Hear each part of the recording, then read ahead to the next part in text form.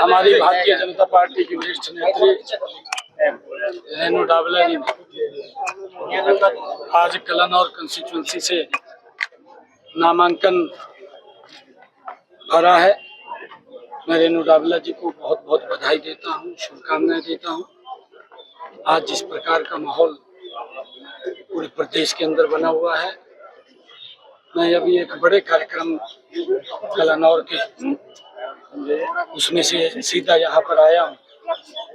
कार्यकर्ताओं का कलानौर के जो जोश जो उत्साह देखने को मिला है, मैं इस विश्वास के साथ कह सकता हूँ कि कलानौर की सीट बहुत बड़े मार्जिन के साथ रेणु डाबला जी जीत रही हैं। इनको मैं बधाई भी देता हूँ, क्योंकि कांग्रेस परिवारवाद का शिकार हो रही है और परिवारवाद के शिकार के कारण वो तय नहीं कर पा रहे। कांग्रेस का चुन चुन करके टिकट दे रहे हैं, किसको पकड़े, टिकट लेने के लिए तैयार नहीं है। कभी 2 की लिस्ट निकालते हैं, कभी 4 की निकालते हैं।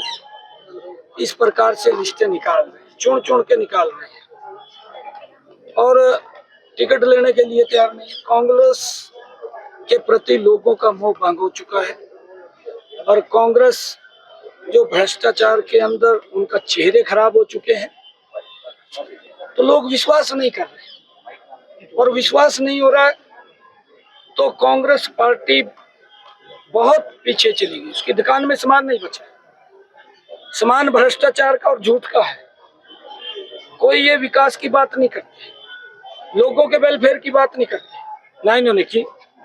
अगर की हो तो बताएं, बताने के लिए कुछ नहीं है। झूठ बोलने के लिए बहुत कुछ इनके पास है, लोगों को झूठ बोल करके बरगड़ाते हैं। परंतु अब इनकी दुकानदारी से वो भी लोग समझ चुके हैं कि ये दुकान से अपनी सामान निकालते हैं तो झूठ का ही निकालते हैं। आने वाले 5 तारीख को हरियाणा प्रदेश की जनता ने मन बना लिया है कि बहुत बड़े मैंडेट के साथ कमल के फूल को दबाने का काम करेंगे और भारतीय जनता पार्टी की सरकार आदरणीय नरेंद्र मोदी जी के नेतृत्व के अंदर तीसरी बार हरियाणा में भारतीय जनता पार्टी की सरकार बनेगी।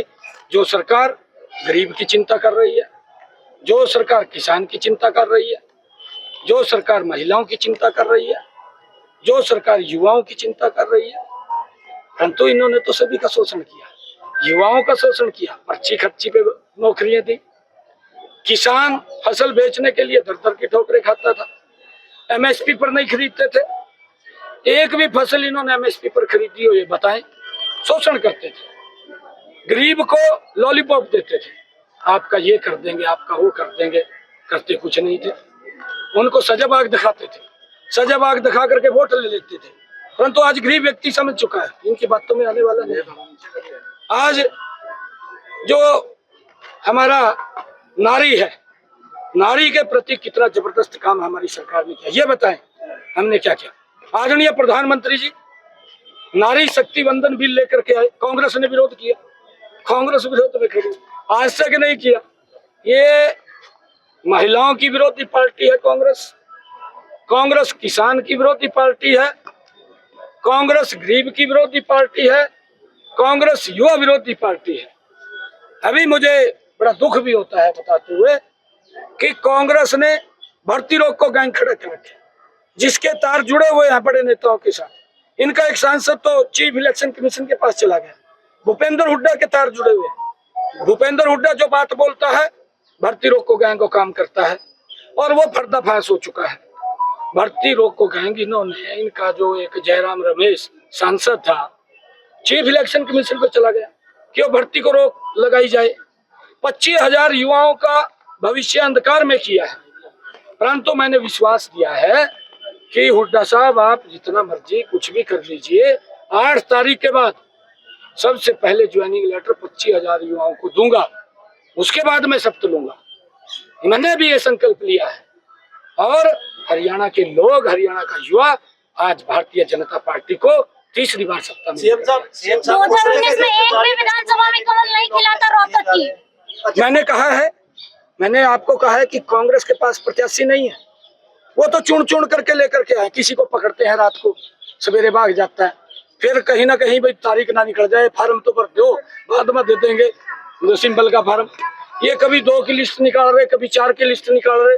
इस प्रकार की पार्ट्स के अंदर पहले पक्का करते हैं व्यक्ति को, भाई तू भागना चाहिए, तने चुनाव लड़ना है, उसको रात को पक्का करते हैं, फिर लिस्ट निकालते हैं। ये हालात कांग्रेस आपकी पार्टी में भी असंतोष है, टिकट न मिलने को लेकर आपकी पार्टी में भी असंतोष है, उसको कैसे आप? नहीं, रामविलास जी हमारे वरिष्ठ नेता है और उनका आशीर्वाद है, और उनके आशीर्वाद से हम हरियाणा के अंदर चुनाव मजबूती से लड़ेंगे। हमारे बड़े नेता है रामविलास जी, रामविलास जी का तो बड़ा आशीर्वाद, आप ऐसे कैसे कह रहे हैं?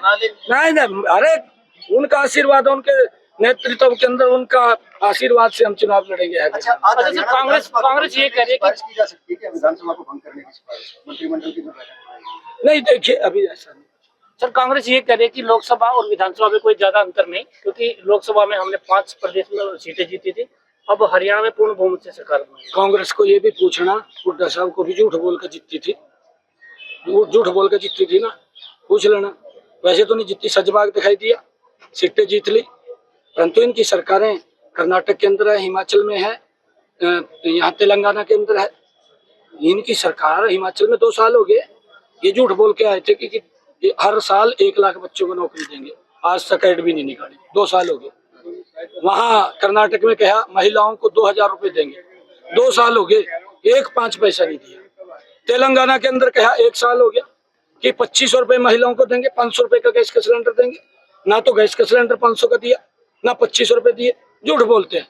और अब इन्होंने यहाँ पर भी डेंटिंग पेंटिंग करके लोगों के बीच में एक झूठ फैलाने का काम कर रहे हैं कि हम कहीं सजबाग दिखाएंगे। परंतु मैं हुड्डा साहब से पूछना चाहता हूँ कि हुड्डा साहब, आप 10 साल मुख्यमंत्री रहे, बुजुर्गों को आज ये बात बोल रहे हैं ना, मैं 6000 दूंगा, ये 500 रुपए देता था, आपको ध्यान होगा। हुड्डा साहब को पूछना भी आप 500 रुपए देते थे। जाते जाते इसने घोषणा करी थी कि मैं 1000 दूंगा, जाते जाते। देश दुनिया की हर खबर सबसे पहले देखने के लिए फॉलो करें Dainik Savera TV, YouTube, Facebook, Instagram, X और व्हाट्सएप चैनल पर।